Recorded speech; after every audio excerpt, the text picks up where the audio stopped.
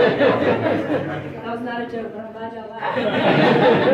Also, I can't see anyone. What is happening? All right, but I think I see my brother. What's good? What's up?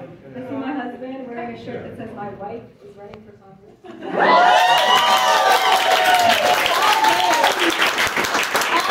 All day. This is the vibe. All day. All right, so everyone, hi. I'm so grateful for you all for being here, for being so supportive of our campaign.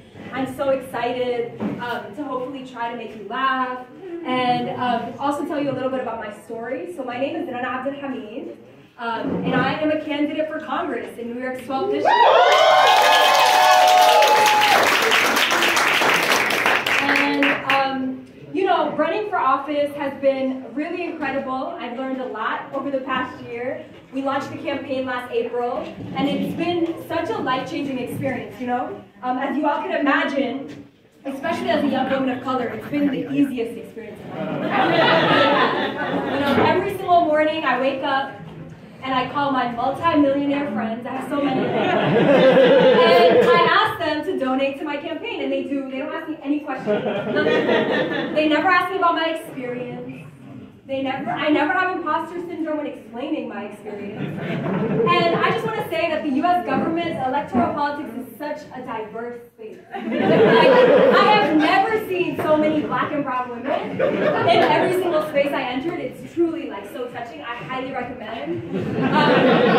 So yeah, I'm just joking. It's not like that. It's rough. It's real rough. I just want to say, you know, there are a lot of things people did not tell me when they were like trying to convince me to run for office. And so if you are thinking about running for office, I'm up here to try to let you know, give you some warning signs, in case you are thinking of doing it. So the first thing is that actually it is really expensive to run for office. And I didn't know that at all. Guess how much money it costs to run for office? Someone guess. $1 million. $1 million. Good, that's good. That's in the ballpark. I didn't know that. That's so no one told me. I'll just tell you, $2 million, double it, $2 million. And actually, you know, the whole process has been really hard because I'm 28 and all of my friends are broke. And so when I call my friends and I'm like, hey, yo, you know, I'm running for Congress, I'm doing this thing.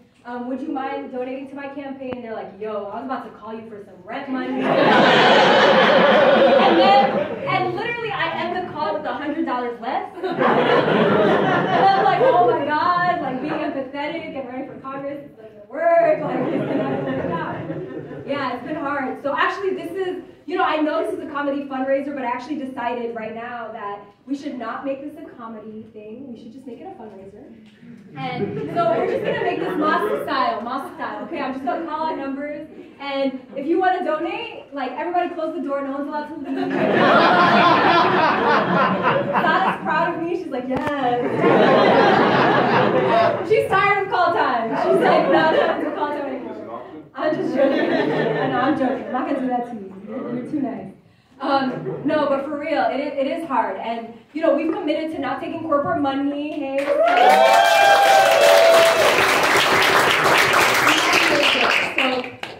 So, the other thing that I highly recommend is, you know, or highly do not recommend. So actually, I don't know if much of y'all know, but I actually got married this year. I shot him on Instagram because he's a really great campaign husband. And I do not recommend getting married while you're running for office during a pandemic. But who got married? Did anyone get married during the pandemic? I'm judging you, super spreader. I'm joking. No, stop. Yeah, but yeah, it was difficult. And the most difficult part, honestly, though, was, you know, every time my friends were just really shocked about my husband because every time I would introduce him, they would always ask where he was from. And it was really embarrassing for me to have to say that he was from New Jersey. I actually started lying about it. My parents were just like not down for it. And I'm not a good liar, so it was hard. Okay, I'm going to say the third thing that's been hard about running for office. I'll tell you the good things later, I promise. The third thing that's been hard about running for office is that I have no time to do anything. So this is real, it's awful. But I have no time to eat, I have no time to sleep, hang out with my family, all the things. But one of the difficult things is I haven't had time to watch Love is Blind. I have a question, who is Shake? Why does everybody in America hate Shake? Do you know who Shake is? Oh, is he bad? Yeah, alright, one day, June 28th, I'm gonna watch. That's the day of the election. Okay, maybe June 29th. And then I'll know who Shake is, and maybe I'll great. But yeah, okay, so the other thing is that people ask me questions all the time when running for office, which is fair. Like, I'm happy to answer questions. And I thought I'd be super prepared because I was raised by like a ton of immigrant aunties who ask me questions about my life all the time too. But the two questions that everybody asks me, well, the first thing is everybody's always asking me why I'm running for Congress, which real word, I'll tell you, I'll let you know, I'll keep it real. But I'll just say, you know, Congress is like 80% white, the average age is 60, like what else do I have to explain, right? Like, that's the obvious fact.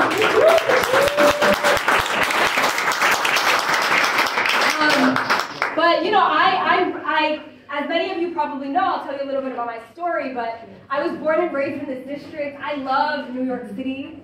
I rep Queens so hard before I introduce my name.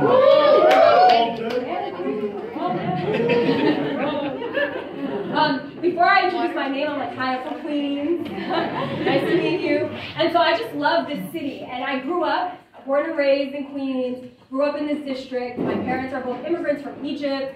And I really saw the way, I saw the way that they, you know, struggled as working class people to provide for me and my family. And the reality is that this city has only become more and more unequal, more and more difficult for our communities to not only survive, but to thrive. And I believe that we deserve a city where everyone can be happy, right? Everyone can not only struggling to pay rent, but also just like live a good quality of life, be proud to send their kids to New York City public schools, so it's not a joke. Be proud. And this is one of the wealthiest districts in the country. This is one of the wealthiest cities in the world. We have the resources to make a city that is for all of us. And I came to this work as an organizer. So I started as a movement person first, now I'm into electoral. Sorry. And I actually am a survivor of a hate-based attack. I was walking down the street in Queens. I was assaulted by a man who tried to take off my hijab. And I actually, from that experience, started training women in self-defense. I'm a first-degree martial artist. Yeah. I